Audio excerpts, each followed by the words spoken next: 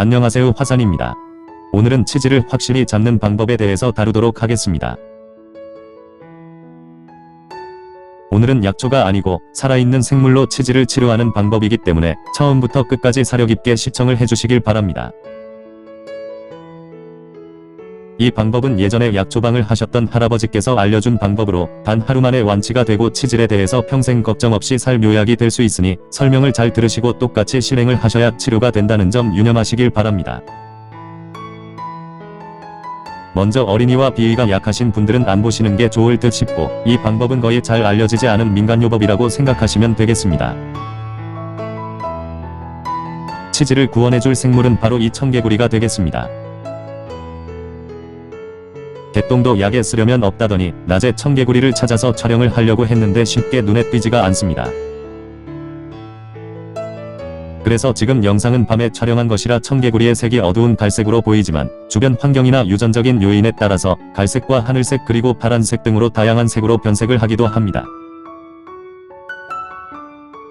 먼저 청개구리를 먹는 방법은 깨끗이 씻어서 산채로 그대로 먹어야 합니다. 만약 여기에서 열을 가하거나 양념을 해서 먹으면 약효가 떨어져서 별 효험이 없으니 꼭 생으로 그냥 꿀떡하고 삼키셔야 합니다.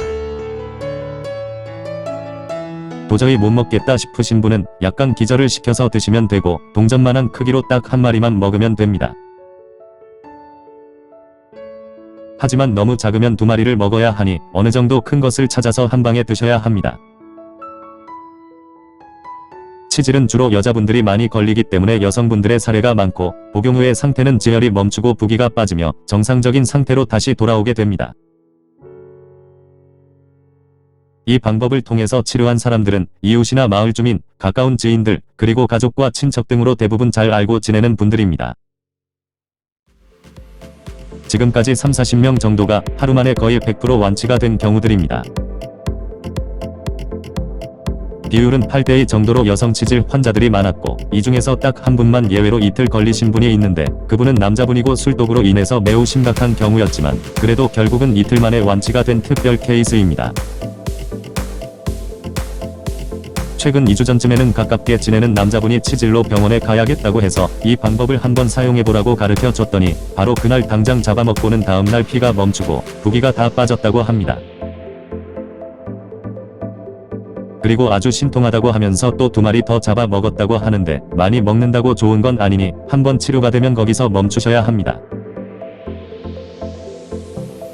저 또한 이 영상을 올리기에 앞서 치질이 있는 상태는 아니지만 먼저 솔선수범해서 시험삼아 먹어본 후에 올려야겠다는 생각으로 한 마리 잡아서 먹긴 했습니다.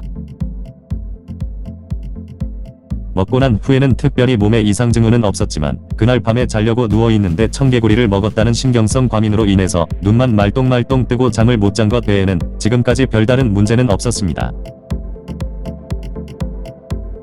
유튜브에 보면은 베어그릴스처럼 뱀을 생으로 먹거나 또 누구는 굼벵이를 생식으로 먹기도 하고 별의별 사람들이 이 세상에는 아주 많은데, 거기에 비하면 이 방법은 준수한 편이라고 생각이 듭니다. 단 탈항이 된 상태거나 직장 탈출증과 대장암에 의한 출혈이 있으신 분은 예외입니다. 보통 치질은 수술이나 어느 신통한 약초를 쓴다고 해도 재발을 하고 그러는데, 이것은 그동안 사례들을 비추어 보더라도 한번 먹으면 재발률이 거의 없고 낮다고 보시면 됩니다. 뒤늦게 들은 이야기지만 지금까지 재발한 사람은 딱 한 분이 있었고, 그동안 10년 동안 계속 아무런 이상이 없다가 작년에 재발해서 다시 한 마리 잡아먹고 좋아졌다는 경우가 유일한 경우입니다. 단 제가 제일 염려스러워하는 부분은 이 방법이 아직까지는 의학적으로 검증이 안 된 민간요법의 한 방법이고, 깨끗이 씻어서 먹는다고 해도 청개구리 위장 속에는 뭐가 들어있는지는 아무도 모릅니다. 그렇다 보니 기생충 감염에 의한 노출이 발생할 수도 있고, 체질적으로 몸에 잘 안 맞아서 문제가 발생할 가능성도 있습니다. 그래서 이런 부분이 제가 가장 염려스러워하는 부분이고, 그동안 사례와 경험을 비추어 보더라도 별다른 부작용에 대한 보고는 한 명도 없었지만 만에 하나 100명에 1명이라도 부작용이 따를 수도 있으니 이 방법에 대해서 생각이 있으신 분은 이 점을 충분히 고려를 하시고 드셔야 합니다. 지금 청개구리를 먹고 별탈 없이 10년 20년 넘게 사시는 분들이 대부분이고, 저희 부모님들도 아주 오래전에 드셨지만 두 분 다 아무 이상 없이 잘 지내고 계십니다. 참고로 먹으라고 권하지는 않습니다. 다만 이런 좋은 민간요법이 있다는 방법을 알려주려고 하는 것 뿐이니 복용을 하실 때는 심사숙고하셔서 드시길 바랍니다. 그리고 혹시나 하고 이 영상을 올리기 전에 비슷한 사례가 있을까 하고 인터넷 자료를 찾다 보니 딱 한 분이 이런 방법으로 예전에 치료가 되었다는 글을 본 적이 있습니다. 또한 한방동물보감에서는 이와 같은 치료법이 기재되어 있기도 하는데 동물보감 내용은 이렇습니다. 청개구리 약효는 통증을 먹게 하고 제어를 시키며 세살을 잘 돋게 한다. 따라서 타박상, 뼈가 골절되었을 때, 외상으로 피가 날 때 사용한다.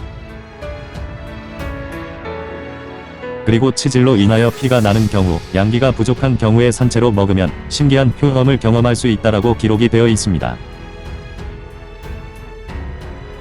이 내용을 보더라도 제 나름 이 영상을 올리는 데에 대해서 어느 정도는 신뢰를 할 수가 있다고 보여집니다. 지금까지 영상을 올리는 데만 집중하려고 댓글창을 항상 닫고 시작을 했는데 이 영상만큼은 댓글창을 오픈을 할 테니 이런 방법으로 인해서 치료 사례가 있었거나 또는 더 좋은 방법이 있으면 댓글로 서로 공유를 하시길 바랍니다. 아마 틀림없이 전국적으로 이런 경우를 통해서 완치가 된 사례가 있었을 거라 믿고 저에 대한 사적인 질문은 가급적 삼가해 주셨으면 감사하겠습니다. 맹꽁이나 무당개구리 그리고 두꺼비는 독성이 어느 정도 있거나 강해서 매우 위험하니 혹시라도 청개구리로 잘못 오인해서 먹는 경우가 없도록 잘 구분하실 줄 아셔야 합니다. 몇 년 전에는 개구리를 두꺼비로 오인하고 먹은 후 병원에 입원한 뉴스 기사도 나온 적도 있었으니 참고하시길 바랍니다. 마지막으로 치질로 고생하는 많은 분들이 지푸라기라도 잡고 싶은 심정으로 이 영상을 시청할 수도 있을 것인데 어느 정도는 도움이 되셨길 바랍니다. 그리고 청개구리 효능에 대한 영상은 다음에 시간이 되면 한 번 더 정리를 해서 올리도록 하겠습니다. 시청해 주셔서 감사합니다.